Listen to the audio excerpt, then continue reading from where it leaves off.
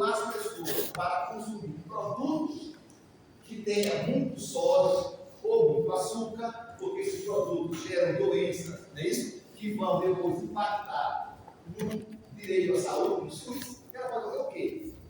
Taxar esses produtos, tributar esses produtos de forma mais adequada. E faz isso, né? Se faz isso. Então, esses alimentos industrializados têm uma destinação maior. Por quê?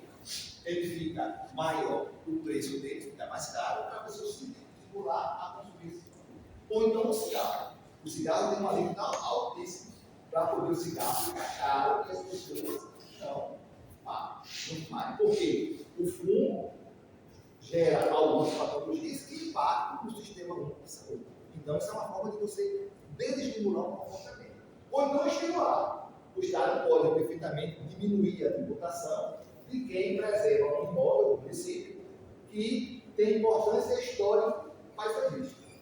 Isso acontece muito na Chotodoro, acontece muito aqui em Maceió, na região de Jaraguá. O IPTU é muito baixo, desde que você preserve as características históricas do seu imóvel. Ou seja, você tem um bônus do ponto de vista tributário, mas você tem um comportamento a realizar, que é esse. Ou então, o IPTU, se você já ouviu falar, ele é progressivo.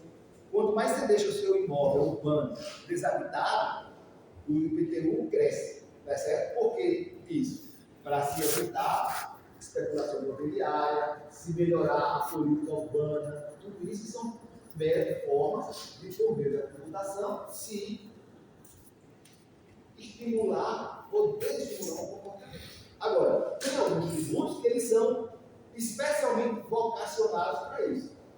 No âmbito federal, nós temos o IOF, que é Imposto de Operações Financeiras, o Imposto de Importação e Exportação, e nós temos ainda, que vai ficar ainda, o IPI, que é o Imposto sobre Bens e Serviços, sobre produto industrializado. Ele vai ser extinto, por meio da CBS, mas ele vai permanecer durante algum tempo, até a sua extinção total, mas mesmo assim ele não permanece para algumas atividades, ele vai ser ainda, ele ainda permanece. Então, esses tributos, a Comissão, como eu falei em aulas passadas, ela mitiga, não é que ela abole, ela mitiga a legalidade. Como assim a legalidade?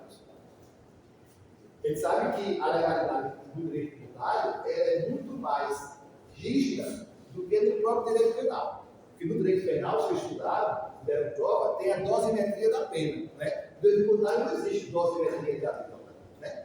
Não pode o juiz dosar a língua daquela, sabe a lei. Então, toda essa estrutura da norma tributária tem que ser fixada por lei. Qual é o fato, onde acontece e quando acontece, quem é o subjetivo, quem é o subjetivo passivo, qual é a base legal, qual é a lei. Só a lei pode fazer isso. Bom, agora, no caso desses impostos que eu mencionei, que são espécies tributárias, a lei estabelece a alíquota máxima e a mínima. E pode, durante o exercício, que é o ano civil, vai de 1º de janeiro a 31 de dezembro, pode a União, no caso, por meio de um decreto, por meio de uma medida provisória, dosar essas alíquotas. Então ele tem a legalidade mitigada e a eles, esses tributos que eu mencionei, não se aplica o quê? O princípio da anterioridade tributária, que é aquele que um tributo aumentado, criado, esse só entra em vigor no exercício posterior ao da publicação da lei que aumentou o observado o prazo mínimo de 90 dias, que é a 90ª. Então, quer dizer, nesse tributo que eu mencionei, não há isso. Então, por exemplo, se o vinho, isso aconteceu, se o vinho que vem do exterior está entrando no Brasil muito barato, o que é que significa? Está competindo com o vinho nacional, isso acontece muito, hoje pode ter que vinho nacional, que ele é mais caro do que vinho de países tradicionais de produção do vinho. Então, o que é que o Brasil pode fazer? Ele pode baixar, não tributar o vinho nacional, mas ele pode fazer o contrário. Ele pode desestimular a importação, aumentando a alíquota de importação de vinho. Porque o vinho vai ficar mais caro, é isso, o vinho importado, e não vai competir com o produto nacional. Isso acontece muito com calçado, com vestuário, qualquer produto nacional que esteja sofrendo pela importação de produtos estrangeiros, uma forma de resolver isso é aumentando a alíquota de importação. Tá certo? Pode preciso fazer isso, para poder você equilibrar isso. Porque às vezes um país quer ganhar mercado e coloca um produto muito barato no outro país para poder ganhar o mercado, chama de dumping, né? Material econômico. Depois que ele ganha mercado, ele aumenta o preço. Isso acontece muito também. Então, até para evitar dumping, é isso. Marcelo Lobo, você falou dele Lobo, ele fez um trabalho de mestrado lá em São Paulo, no fim da banca na vida dele, sobre direitos anti-dumping, que é justamente isso. Você lançar um produto para ganhar mercado, depois que ganha o mercado, você aumenta o produto. Isso pode se dar na economia interna ou na produtos estrangeiros para ganhar mercado. Tá certo? Então, esses tributos têm uma função essencial muito forte. Né? Vocês devem lembrar que isso foi recente, e houve uma época que o governo federal, para poder estimular a indústria e o comércio de carros, de automóveis, o que ela fez? Zerou o IPI de automóveis. O automóvel ficou mais barato e as pessoas compraram. Tanto é que tinha na concessionária, né? O último mês do IPI zero, você ia lá comprar um automóvel mais. Isso é uma função excepcional. Para quê? Para manter a economia pujante em funcionamento. Tá certo? Isso ocorreu também com os produtos da linha branca, geladeira, fogão, né? Tudo isso é uma forma de você fomentar a economia. Então, isso é uma função excepcional. Então, todo tributo pode ter uma função excepcional. Todo tributo pode. Por exemplo, aqui em Alagoas, porque o IPVA dos automóveis elétricos, ele está quase zero, né? Ou vai ter um período que vai estimular as pessoas a comprar automóvel elétrico que tem repercussão pelo tempo. Tá certo? Isso é uma função institucional que se faz por meio da tributação. Tá certo? Então, todo e qualquer tributo pode ter esse perfil, mas esses que eu mencionei são vocacionados para isso, para intervir na economia, como o Estado intervir na economia, e isso aí ele faz em razão dessa mitigação da legalidade e da anterioridade para poder facilitar uma ação rápida, né, do poder público para poder equilibrar a economia. Então, é isso, tá certo? Eu preciso falar disso. Nessa questão aqui, que eu já tinha feito isso com vocês aqui naquela atividade, não me lembro mais, que é a questão da competência. Isso é muito importante no direito financeiro, não só no direito tributário também, que é uma competência concorrente, tá? Ou seja, todo mundo legisla. Então, os estados têm uma competência suplementar e os municípios e a União uma competência sobre normas gerais. Na ausência da norma geral, os estados têm competência plena. Então, por exemplo, agora, na questão orçamentária, se eu pergunto na prova, já vai para quando o Estado edita os seus orçamentos, é uma competência suplementar. Ele vai ter que observar as normas gerais sobre direito financeiro e também a competência. Tá certo? Então, os Estados legislam sobre isso também. Então, a competência é sempre uma competência, digamos assim, concorrente. Aqui eu perguntei diferença de preço e taxa. O preço e a taxa também tem uma diferença assim, que às vezes há muita confusão, né, na doutrina. Eu tenho até um autor, o resto que ele fala Babel de enforce. Né? Por que Babel de enforce? Porque muitas vezes, porque Babel, né, que tem aquela passagem bíblica, né? Então, quer dizer, porque às vezes não se sabe se poderia ter uma taxa ou um preço. E às vezes a própria uso comum da palavra, do vocabulário, chama de taxa o que é preço, na verdade. Então, olha bem, por isso nós estudamos o que aqui em sala de aula? Qual é o serviço público que dá ensejo ao pagamento de taxa? Então, além de ele ser específico e divisível, ele tem que ser prestado sob um regime de direito público, onde eu não tenho opção de escolha. Então, por exemplo, um exemplo clássico de serviço público com essa característica. Coleta de lixo urbano, eu não tenho opção de escolha. Eu tenho que usar o serviço público. E a pergunta coloca a minha função. Eu não posso guardar o lixo em casa, eu não posso ter um depósito de lixo privado, é isso que eu tenho que usar para o lixo urbano. Então, eu não tenho uma opção jurídica de escolha. Quando eu vou licenciar o automóvel, a amarelinha, que eu vou falar ainda, tem uma taxa. Tem o PVA, que é diferente, mas tem a amarelinha é uma taxa de licenciamento do seu automóvel, que é um serviço. Aí eu tenho que pagar essa taxa. É isso? Então, quer dizer, nesses casos, eu não tenho opção de escolha. Agora, quando o serviço, o Estado presta, mas eu tenho uma opção de escolha, eu uso ou não aquele serviço, não é isso? Então, ele não é prestado sob o regime de direito público que vincula a ação. Então, nesses casos, o Estado pode cobrar preço. Tá certo? Porque, olha, tem até uma certa lógica nisso tudo. Se o Estado presta um serviço e eu não posso deixar de utilizá-lo, então só pode ser taxa. E a taxa é um tributo que, em razão de ser fixado por lei, né, de ter a eles ser submetido à anterioridade, ela, de certa forma, protege o contribuinte. Eu não posso ser surpreendido com a taxa no meio do exercício, nem com o aumento dela. Agora, se eu posso usar ou não aquele serviço, do ponto de vista jurídico, repito, então pode ser aumentado por lei ou criado por lei. Tá certo? Então, essas características são importantes para a gente distinguir uma receita de outra receita. Tá certo? Já vai, a gente pode distinguir uma receita para outra. Então, por exemplo, transporte coletivo urbano. Né? Porque ele é tido de não, é um preço público. Né? Toda vez que aumenta o transporte coletivo urbano, não é necessário uma lei, não é isso? Basta um decreto do prefeito, não é isso? E o valor entra em vigor imediatamente, porque ele é um preço público. E por que se coloca isso? Bom, porque ninguém é obrigado a ir utilizar o transporte coletivo urbano. Com risco jurídico, isso é verdade. Né? Agora, muitas vezes você faticamente tem que usar aquele transporte coletivo. Mas, como juridicamente eu não sou obrigado a utilizá-lo, né? Então pode ser cobrado por meio de preço. Então, eu não conheço nenhum transporte coletivo urbano no Brasil lá fora que não seja preço. Tá certo? Preço.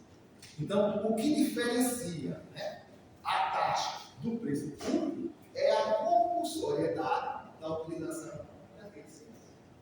Tá certo? Então, para entender, veja só, como isso é relevante. Se eu estou tendo uma taxa ou um preço, eu tenho que dar um passo atrás e verificar o quê? Qual é o regime jurídico do serviço que está sendo prestado. É por isso que tem autores, não sei se vocês já usaram esse autor, o Código de Carrara, ele tem um livro muito interessante sobre direito tributário, direito funcional tributário, um nome muito bom. Então ele defende a tese de que, por exemplo, a casca não é o movimento, a mercadoria, o pacote rápido, mas a casca, em que é só o correio pode fazer o transporte, teria que ser taxa. Porque é um serviço prestado em monopólio pelo campo. Tá certo? E não preço. Então, toda vez que você aumentar o valor da carta, deveria ser por lei, porque ele tem que ter natureza tributária. Tá certo? Então, o que vai distinguir a taxa do preço, não é a lei que cria a taxa do preço. Não é isso que eu estou falando. Então, do serviço prestado. Se ele tiver essa feição que eu mencionei, de disponibilidade de utilizar ou não, preço. Se não, taxa. Tá certo? Então, por exemplo, o que a gente paga, todo mundo paga aqui, né? Celular. Né? Isso é o preço público. O serviço público é da União, mas a União concedeu o serviço às concessionárias. Então, ela explora esse serviço. Aquilo que a gente paga por utilizar esse serviço não é público. Então, os serviços podem, ao longo do tempo, mudar as suas características. O Brasil já teve, vocês não alcançaram ainda, mas o estado de São Paulo tinha uma empresa aérea, a VASP, você lembra? Eu viajei muito pela VASP. Quando eu entrei logo na prova ali, eu tinha uma namorada de São Paulo, colega na prova de escola, e ia para São Paulo direto. Né? E o era quase um sócio da VASP. Né? Eu e ela vivia viajando, aquela procura lá, não deu certo, não terminou. Mas a distância também teria, né? Isso, ficava muito cara. Então, o valor ficava caro. Então, mas era uma empresa do Estado escolar. O Estado brasileiro já teve uma fábrica, ninguém aqui é antigo como eu, mas o Estado já fabricou caminhões, que era a Fábrica Nacional de Motores, chamada de Fenemeiros, caminhões enormes. Né? Então, toda vez que o Estado pratica o serviço, ele vende bem, né? E eu não sou obrigado a fazer uso daquilo, ele Então, o que vai distinguir a taxa de preço? Então, se eu vou ao Teatro Gustavo Leite, ao Teatro Deodoro e pago a entrada do espetáculo cultural, aqui não é um preço público. Tá certo? Então, esse ponto é específico. Então, por exemplo, se a universidade, isso não está distante de ocorrer, porque tem muita gente que quer isso pelo graduação. Se houvesse a alteração constitucional que extinguisse da Constituição aquele artigo, que os serviços de educação como prestados, então isso aí é gratuito. Né? Se tirasse isso, abrir a porta para quê? Para que o Estado cobrasse pelo ensino. Tá certo? Se ele fosse cobrar, o que seria uma taxa de preço? Essa é uma discussão interessantíssima. Né? Porque São Paulo, por exemplo, já tentou fazer isso agora. Né? Algumas escolas não, suspendeu. Né? Mas há uma coisa que dorme, uma política brasileira tem que cobrar as universidades, as escolas.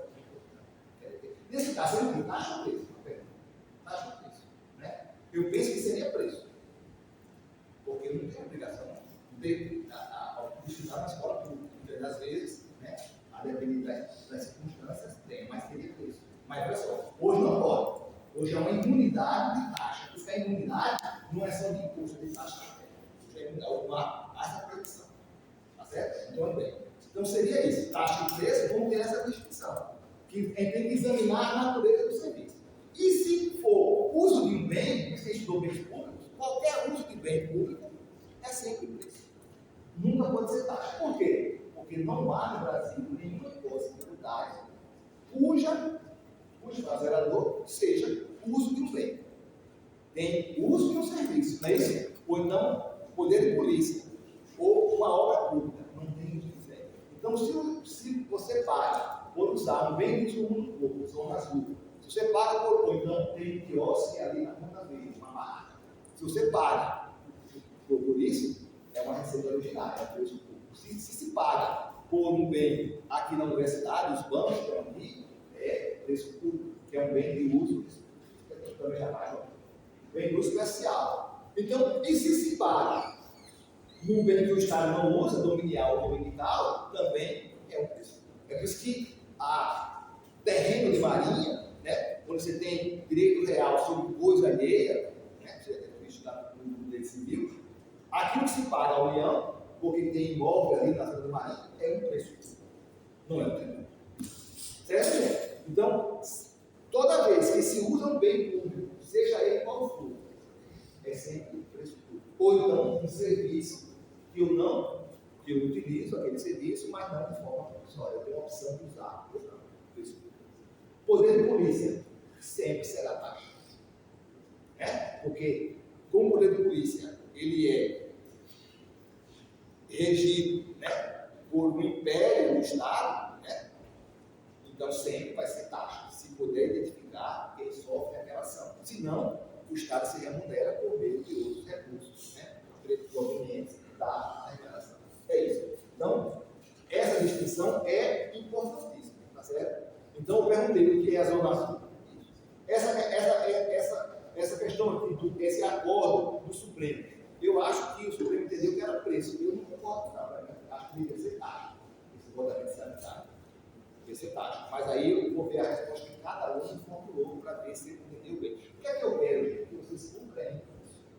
Tá certo? Para poder, a partir daí, a gente avançar em relação a esse aspecto. Tá certo? Nesse caso aqui, né, a Constituição estabelece, a lei de responsabilidade fiscal estabelece que é conduta fiscal responsável, né, que o ente federativo, Estado, União, Município, Federal, exerça a sua competência na criação de todos os tributos. Então, quer dizer, um ente federativo que não cria todos os seus tributos é gênero, tem uma gestão fiscal responsável, pode sofrer sanções em outra ordem. Agora, o parágrafo único desse artigo 11 da Lei de Responsabilidade Fiscal diz o quê? Que quando não se institui o imposto, aí tem uma sanção imediata. Qual é? Fica aquele federativo proibido de receber transferências ordinárias. As receitas públicas, elas podem ser por meio de transferências. O que é isso? É quando um ente federativo transfere para outro recurso. por isso que o Brasil, em matéria de direito financeiro, nós temos um federalismo cooperativo. O Estado membro, o município, não só vive dos tributos que ele institui e arrecada, mas também de parcela dos tributos da União, que pertence ao Estado e município, e ao município também parcela dos tributos do Estado. Isso tem obrigação de repassar. Então, olha só, as receitas que são obrigatórias ao repasse, não pode haver nenhuma norma que impeça o seu repasse. Agora, um ente federativo pode repassar para outro voluntariamente. São aquelas competências comuns que estão lá no artigo 23 da Constituição Federal. Compete a todo mundo fazer. Então, por exemplo, compete a todos os entes federativos construir uma obra para o desenvolvimento. Então, por exemplo, nessa obra aqui do viaduto, tinha recursos da União e tinha recursos do Estado da República. Tá certo? Como a União transferiu para cá esses recursos? Voluntariamente. Por que voluntariamente? Porque é mediante um convênio que a União faz com o Estado de Alagoas para transferir aquele recurso para o meio comum. Qual é? O desenvolvimento.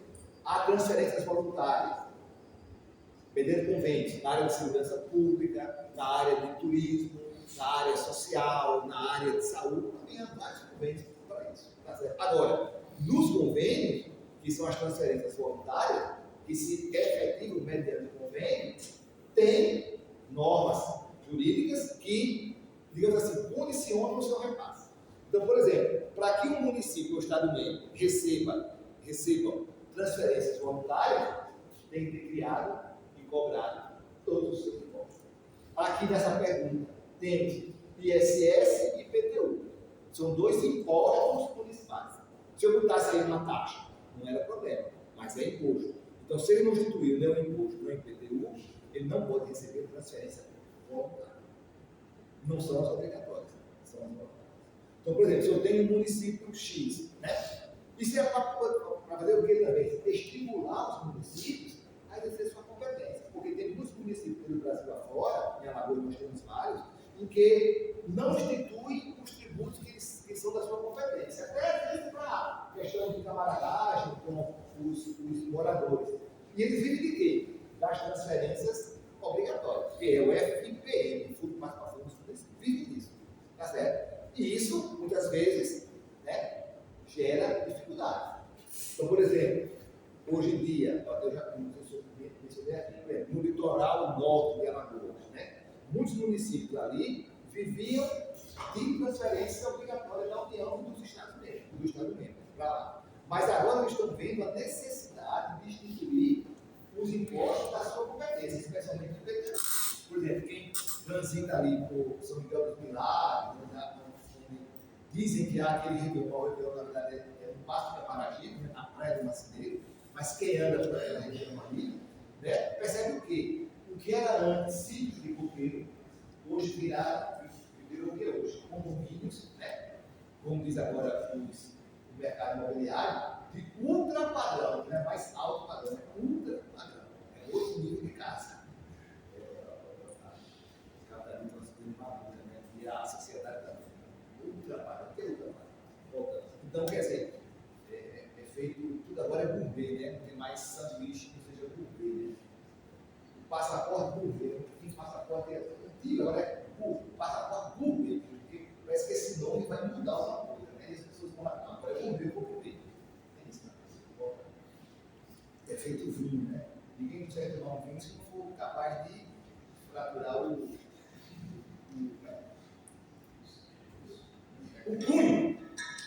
Faz assim, eu disse para a minha esposa, o casal fez tanto movimento, eu estava com medo que eles me olhavam, né, lá, eu fiquei fazendo tanto movimento, então eu vou até que peguei a carinha do cantinho, fiquei com medo, não nada.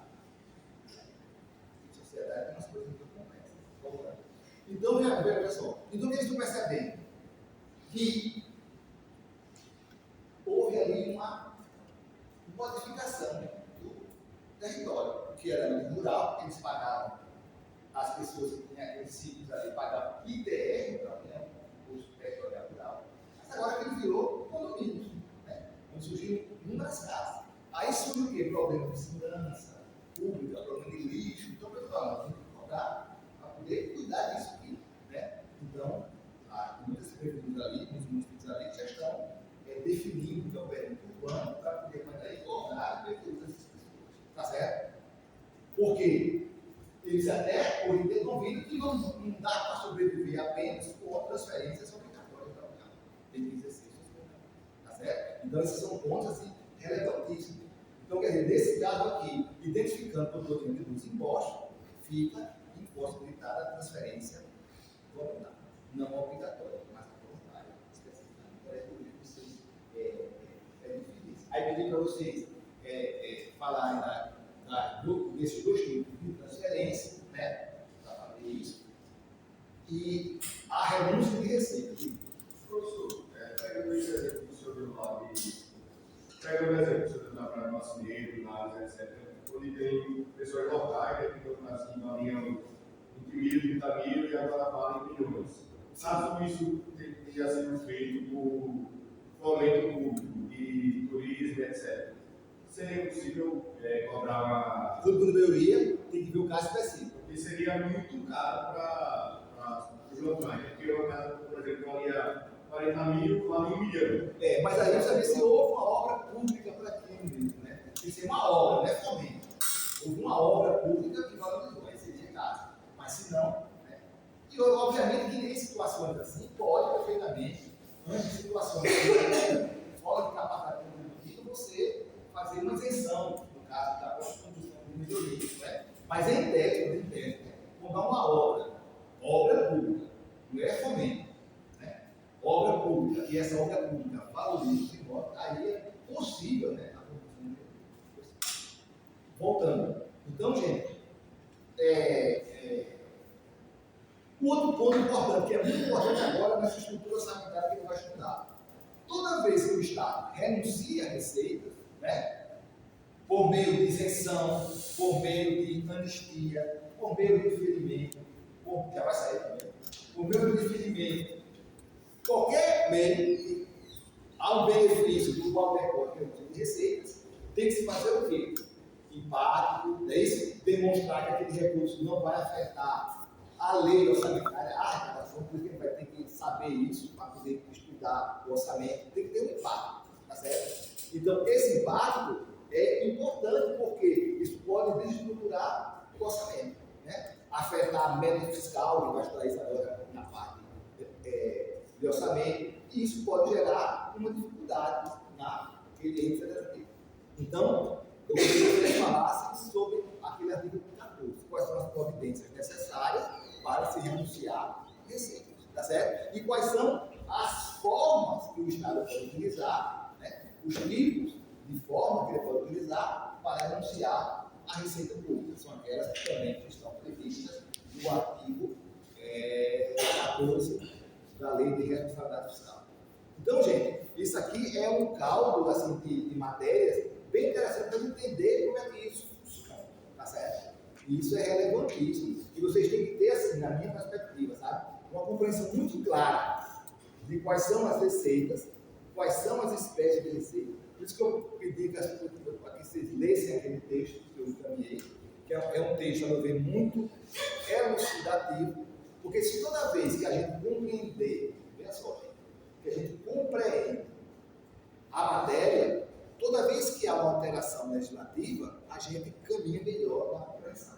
Porque se a gente vai decorar as coisas, né, muda a legislação, há uma emenda da Constituição, a gente fica meio perdido. A gente compreende, né, como é que eu classifico o tributo, como é que eu classifico uma receita pública, se aquilo é uma receita ou não é uma receita, fica mais fácil a gente entender. Tem alguns alunos meus que estão escrevendo TCC sobre, por exemplo, o chamado imposto seletivo, né, o imposto do pecado, por aí vai. Quer dizer, eu digo, olha, vamos fazer as regras matrizes desse imposto, aí fica mais fácil você, com o modelo teórico, entender, até porque não tem ainda, né, não temos grandes estudos, né, teóricos sobre a reforma tributária. Temos aqui, ó, lá um comentário, né, às vezes comentários que não comentam, atacam a reforma, que é constitucional, absurda, e a gente não entende, né? Mas o fato é que, se você tem um modelo teórico, você vai compreender melhor aquilo e se posicionando. Não decorei, mas eu sei identificar o que é um imposto, o que é uma taxa, o que é uma condição de melhoria e o que é uma condição especial da internação do mundo econômico. Sei identificar, e o que é empréstimo compulsório, sei identificar. Quais são as características que tem também? Toda vez que a gente classificar Então, quer dizer, qual é o gênero do imposto? Tributo, todos são tributos. Então, se é tributo, é uma obrigação pecuniária prevista em lei que não decorre de sanção de ato ilícito. Entendeu isso? Claro, todos têm que ter isso. Pago em dinheiro o valor que se possa exprimir. Cobrado, média de atividade, plenamente vinculado. Pronto, eu tenho tributo. Tributo é isso, não importa o nome que eu dei.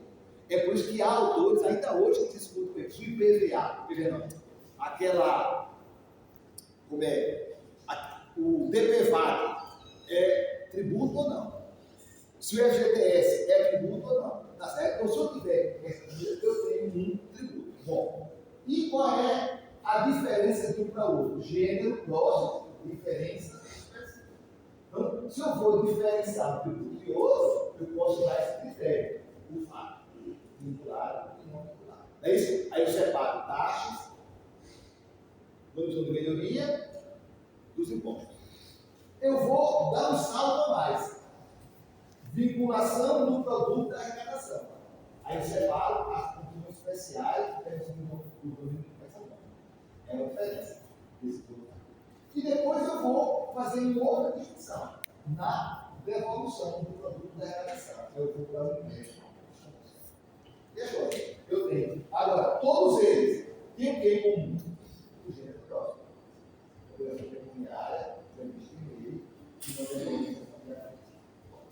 Só que cada um vai ter uma diferença. Classificar é isso. Vocês aqui, todos são o quê? Estudantes. Uma classificação enorme, né? Então, quanto mais eu tenho uma conotação, né, pequena, eu tenho uma denotação enorme. Né? Estudante. Mas vou restringir do curso de direito. Aumentei a conotação. Já vou diminuir a denotação. São só vocês que estão aqui. Aí vou do sétimo período, já tirei mais texto, mas todos são estudantes, todos são do curso de direito, agora do sétimo período. Então aumentei a conotação e diminuí a denotação. Aí bota do direito financeiro, um comigo, ó, são só vocês. Né? Eu não estou dando financeiro um a dois, são só vocês. São vocês que podem passar. Agora, eu posso classificar vocês ainda mais. Homens e mulheres. Eu posso classificar. Os alunos que são do sexo masculino. Ou então posso fazer mais com os que usam óculos, os que não usam óculos. Não é isso? Os que usam barba, os que não usam barba, entre os homens. Né? As moças que vêm de vestido e as que vêm de calças compridas. Posso ir. Agora, essa classificação para mim é importante? Não. É importante.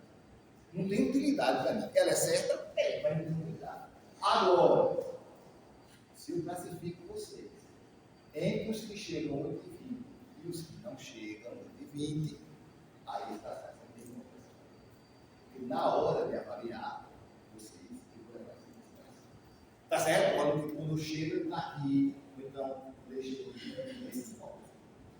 Não é isso? Então, quer dizer, é uma classificação que tem utilidade. Então, no direito tributário, qual é a classificação? É isso. Então, por exemplo, se a gente classificar aqui os tributos em direto e indireto, o que é esse tributo direto e indireto? É aquele tributo direto que quem paga o tributo efetivamente é o contribuinte. Né? Imposto sobre a renda, quem paga é a gente. Então, agora faz quem paga. Agora, há tributos em que o contribuinte jurídico não é o de fato. Porque o contribuinte de fato é aquele que paga o tributo efetivamente porque está no preço, ele transfere o preço. O ICMS, assim, né? E tudo. Você paga o preço. Essa é uma questão importante? É importante. Agora, é útil para o direito tributário? Não. O que importa para o direito tributário? Quem é que faz? E como é que do ICMS? Quem é o sujeito passivo? É o comercial.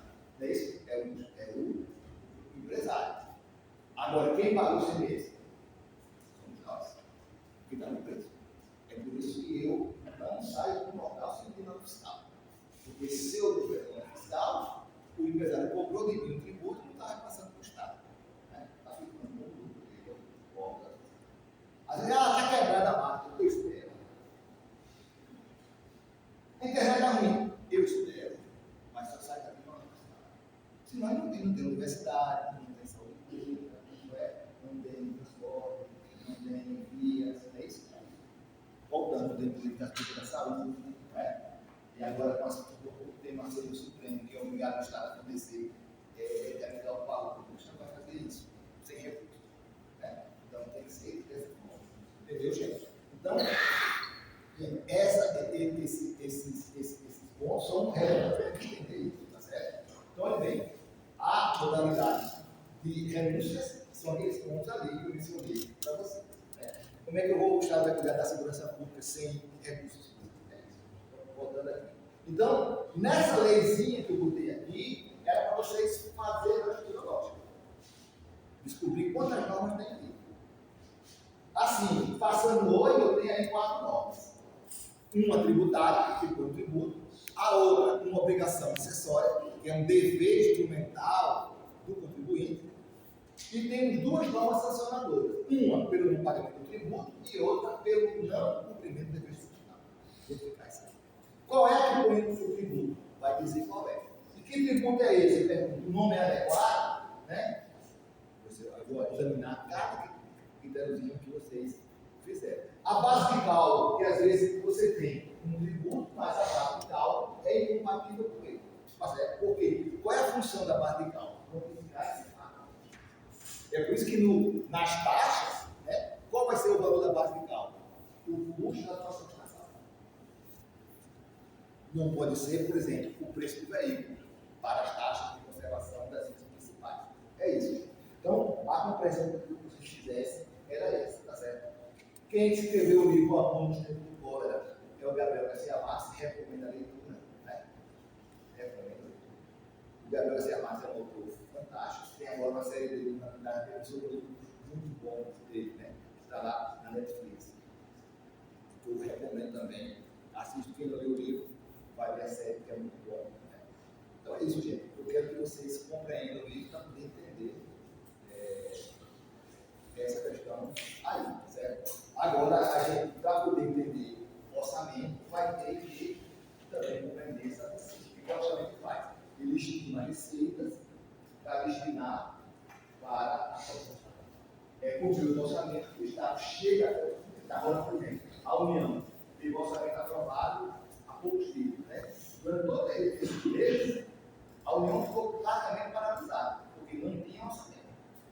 Até o aumento que foi dado aos professores e funcionários pela Universidade Democrática, ele não foi implementado, só vai ser em maio, porque não tem orçamento. Por quê? Porque não tem a lei que dá o direito em maio não tem orçamento. Então, o Estado só pode cumprir suas funções depois de aprovado o orçamento. Por isso é a importância do orçamento. Vai partir da lei do orçamento. Entender o sistema orçamentário brasileiro, como é que funciona, é isso? Quais são as espécies de leis orçamentárias, e aí entender o processo da atividade orçamentária, a função que o orçamento tem dentro da estrutura social, para poder a gente entender. Então, saúde, educação, né? Todos os direitos que estão previstos na Constituição, eles dependem do orçamento. Nós temos no Brasil assim, bons livros sobre orçamento. Agora, você tem hoje, para mostrar para vocês, isso aqui é um livro do Fernando Scar, que é professor de financeiro da USP, para mim é o melhor livro sobre orçamento, que é o Republicano de Verdade Igual. Muito bom. Mas qualquer outro livro de direito financeiro tem lá um capítulo referente a orçamento. Tá certo? Processo de colaboração, apoio orçamentário, tá certo? Então, é assim, é fundamental, eu penso, se eu for advogar, né, e eu tenho um cliente dele com uma ação, tem direito de orçamento para poder, na hora da execução, na transcendência, subir o que funciona. Né? Se eu for trabalhar em qualquer outra área do direito, como juiz, promotor, procurador, se for então ou na área de controladoria, na área de tribunal de contas, tudo isso vai trabalhar uma disciplina relevantíssima e ele vai ver todo dia discussão sobre orçamento, número de indicação, meta fiscal, né? Tudo isso são questões orçamentárias, né? Limite de gasto, tudo isso é questão orçamentária. Vai ter a partir de agora. Então, é isso. Eu vou complementar aqui a chamada de vocês e pedir, minha gente, encarecidamente, né? E a aula começa então vamos chegar na aula. Vou começar agora a aplicar a nota da primeira aula, que chega às 9 horas. Não é que chegou 8, 25, 30, mas vou chegar às 9 horas, 9 10, 25, os outros alunos, os colegas, é isso.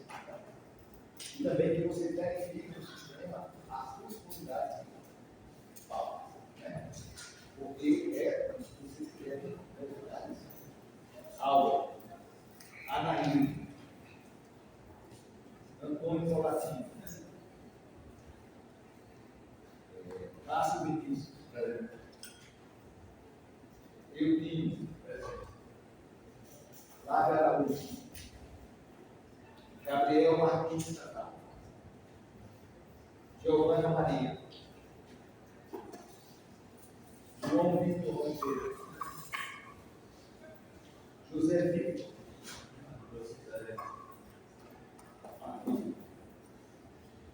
Caroline Marcelo, Caio Apu, Kênia, Laís, Lucas da Silva, Luiz Antônio Alves, Maria Betânia. Essa conhecer essa estrutura nova, tributária, vocês vão chegar com ela de jeito, né? Ou vocês, eu vou fazer concurso, vai levar com ela. Eu vou advogar, vai trabalhar assim, eu vou ver isso, tá bom? Quanto mais vocês lerem isso, compreenderem isso, melhor. E a gente, eu digo, né, não aprende, tá? A gente não aprende do toque-toque, não, tem que ler os textos. É lendo que a gente compreende. Depois que a gente lê uma coisa, consegue revestir aquele conhecimento de linguagem, de expressar, depois isso. Eu vou dizer, conhecer é poder falar sobre. Se não tem linguagem para falar sobre algo, eu não conheço. É quando eu vivo em Einstein, eu vivo meu mundo, eu não vivo da linguagem. Se eu tenho linguagem para falar sobre aquilo, eu vejo. Se o médico alguém me der uma radiografia, eu não vou ter linguagem para falar sobre ela. Nem o osso que uso é aquele que eu vou fazer falar. Mas se eu sou um médico, radiologista, eu tenho um uso tal, uma fatia tal, eu tenho linguagem para falar. O que acontece? Se eu der a um outro profissional, ele lê a Constituição, ele pode até reproduzir, ler a Constituição. Mas para construir o sentido que é uma república federativa que desenvolve a partir dela, existe linguagem de falar isso. Então, quanto mais a gente lê, quanto mais a gente aprofunda isso, a gente vai entender melhor. E estudar é uma coisa que não termina, não tem fim. Ler é uma coisa que não tem fim. Eu estou lendo esse livro agora, que é o último livro de Garcia Marques, ele já estava com demência, é um livro que ele escreveu quase que o filho como ele muito bem, e agora ele conseguiu publicar. Já estava até bem, estava no final do livro. Maravilhoso. Quer dizer, ler é um hábito, você vai lendo. Aí se liga no celular. Veja agora o que está acontecendo, uma matéria interessantíssima. O que está acontecendo com os alunos, que eles estão com o celular, eles estão lendo mais. E estão com o hábito que eu tenho, ele também tem, de andar com relógio. E estão aprendendo a identificar no relógio as horas.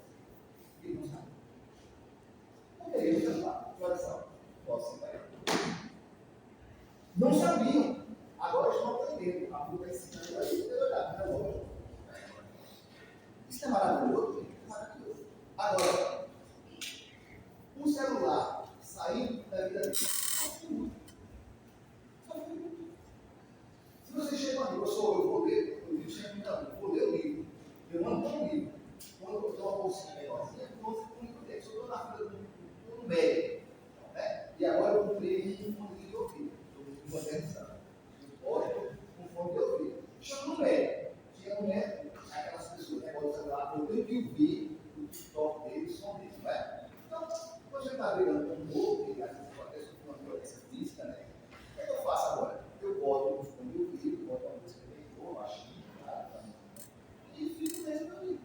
Termina o dia, eu li 50, 60 páginas, que eu não leria se eu tivesse passando mensagem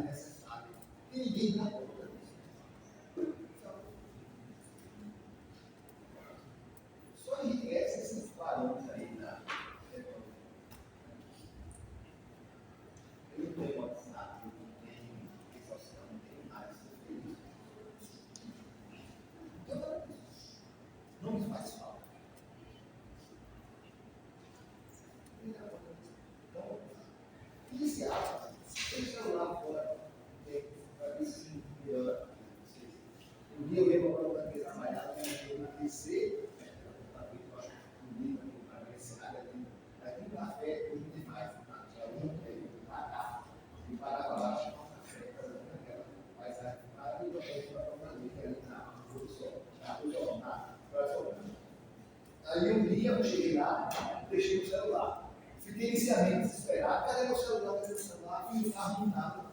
Depois, meu Deus do céu, que liberdade, me senti livre. Eu estou aqui, no café, vendo essa paisagem maravilhosa. E ninguém pode me encontrar, não sei quem vem aqui. Né? Fiquei livre, liberto. Entendeu o céu do café, né? Com tranquilidade, bebi minha água, fui trabalhar. Quando eu voltei em casa, tinha umas 2 ou 3 ligações que nem eu era. Quer dizer, é uma coisa muitas vezes tem futebol importante, tem, mas o uso em excesso tira a leitura, tira essas coisas. Essa matéria é excelente das crianças e da adolescência, sem o celular, começo a melhorar de duas receitas.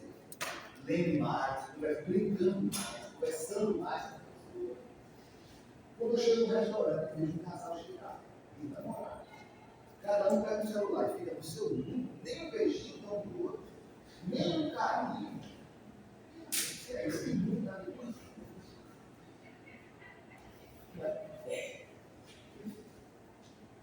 Mariana Calil, Mariana Vitória, Mariana Alves, Matheus, Maicon, Otoniel, Paulo Vitor, Raíssa de Souza, Sábio Matheus, Stefano Éder e Vitória